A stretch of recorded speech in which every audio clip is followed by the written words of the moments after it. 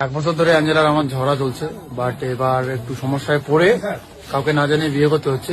আহা, তবে কি বং মিডিয়া কাউকে না জানিয়ে বিয়ে করে ফেললো? বছর ধরে অ্যাঞ্জেলার আমার ঝগড়া চলছে, বাট এবার একটু সমস্যায় পড়ে ওয়েট, পাশে অ্যাঞ্জেল প্রিয়া মিচকি মিচকি করে হাসছে কেন? তোমাদের সব জানাবো এই ভিডিওতে। ওয়েলকাম ব্যাক টু ফ্যান্সি বাচাল, এখানে মজা হয়।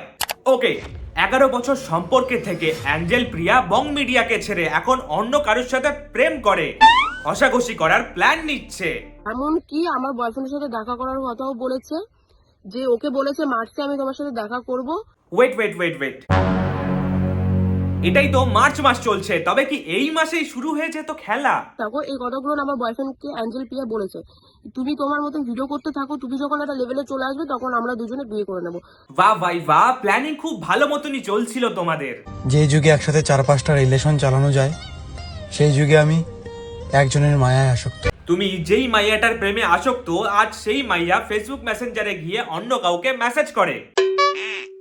বং মিডিয়া গার্লফ্রেন্ডের জেগেছে কুরকুরানি, বং মিডিয়াকে দিয়ে আর হচ্ছে না। যৌবনের রস উঠেছে মাথায়, বং মিডিয়াকে দিয়ে আর হয়। তাই তো ছেলেদেরকে নিজের থেকে মেসেজ করে, হে ভালো আছো। এটাও না যে আমরা রিলেশনটা নষ্ট করতে চাচ্ছি, আমরা সময় নিচ্ছি। এক্স্যাক্টলি, সময় নিচ্ছে এই কারণেই বং মিডিয়ার থেকে কোনো বেটার অপশন খুঁজে পাওয়া যায় নাকি? একটা সময় এই অ্যাঞ্জেল প্রিয়াকে কেউ চিনতো না।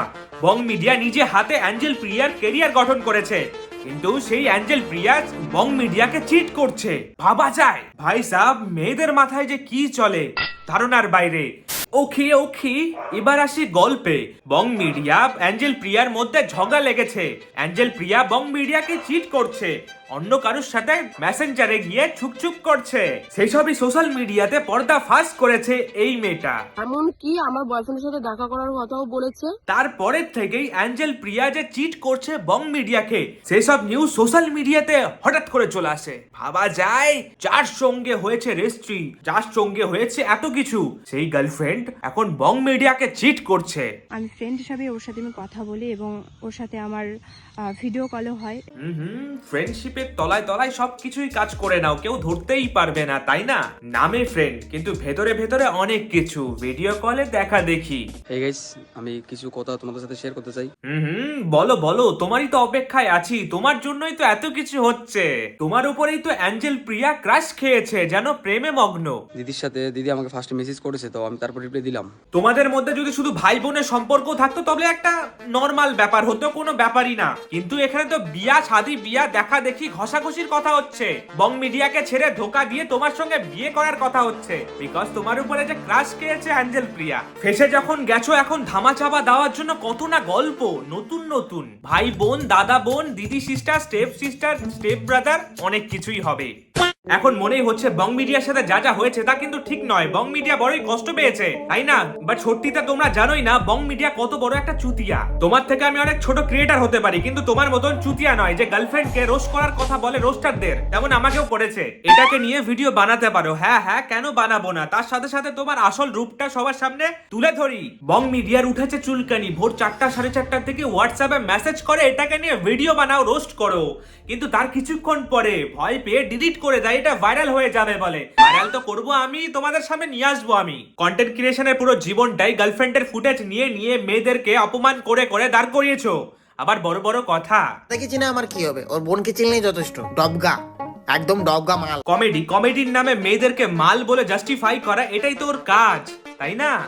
কাজ তো দূরের কথা, যেসব কমেডি ভিডিও গুলো বানায় সেটা হিন্দি থেকে ছাপা মাল। 2000 টাকা ছাড়া আজকে সিকিম নিয়ে যাবো। কমেডির নামে বাচ্চাদের ড্রিঙ্ক করা শেখানো। শালা বাচ্চারা তোর থেকে কি শিখবে? একসাথে বসে কিভাবে ড্রিঙ্ক করতে হয়। সবজি রাজুদা, এখানে কোথায় সবজি? দেখাও ভালো মতন করে দেখাও। কমেডির নামে নিজের ল্যাংচাটাকে ভালো মতন করে দেখিয়ে দাও, পারলে জোর করে খাইয়ে দাও। এটাই তো তোমার কমেডি, তাই না? এবার তোমাদের দেখাবো বং মিডিয়া কতটা ফুটেজ কোর সিম্পাথি পাওয়ার জন্য নিজের গার্লফ্রেন্ডকে ইউজ করছে। বিশ্বাস করো, আমি অ্যাঞ্জেলকে খুব ভালোবাসি। একটা ছেলের জীবনে বিয়ে করাটা খুব ইম্পর্টেন্ট। আমি এই মেয়েটাকে বিয়ে করব।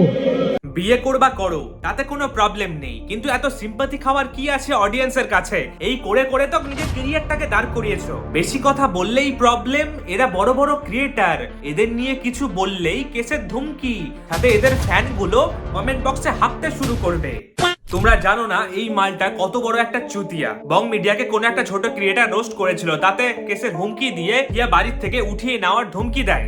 কাইন্ডলি তোমার গ্রামের নাম বা তোমার বাড়ির অ্যাড্রেস একটু জানাবে। অন্যের কন্টেন্ট ছাপ্পা মেরে তুমি ক্রিয়েটার হয়েছো, কিন্তু বড় ক্রিয়েটার হওয়ার মাইন্ডসেট এখনো তোমার হয়নি। একটা সামান্য রোস্ট তুমি নিতে পারো না গান্ডু। তাই বলে এটা কখনোই ভেবো না বং মিডিয়ার কোনো ট্যালেন্ট নেই। ট্যালেন্ট তো আছে, সিম্পাথি নেওয়া।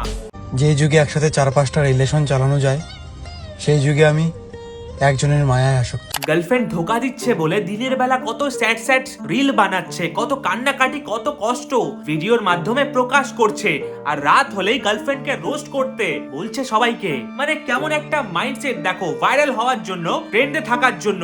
Business, this is business. এটা মানে আমাদেরকে চুতিয়া বানানোর একটা নতুন টেকনিক। দিন দুপুরে এর 4 মিলিয়ন অডিয়েন্সদের চুতিয়া বানাচ্ছে। কেমন ধরনের একটা চুতিয়া? ফুটেজ খাওয়ার জন্য, সিম্পাথি মারানোর জন্য একটা মিথ্যে একটা ঘটনা সাজাচ্ছে। নামের আগে বং লাগিয়ে ফেললেই যে তুমি বাংলার বড় ক্রিয়েটার হয়ে যাবা, সেটা ভাবা বন্ধ করো। বং মিডিয়া না 2 নাম্বারি মিডিয়া। সালা যেখানেই ফাচ্ছে সেখানেই ফুটেজ খাচ্ছে, সিম্পাথি মারাচ্ছে, সিম্পাথি নেওয়ার চেষ্টা করছে। বাপরে বাপ। চ্যানেলে নতুন হলে অবশ্যই সাবস্ক্রাইব করো। কি করছো এখানে? মজা হয়। লাইক করতে ভুলো না। কমেন্ট বক্সে জানাও তোমাদের মতামত। দেখা হচ্ছে নতুন কোনো ভিডিওতে। বিস্ট।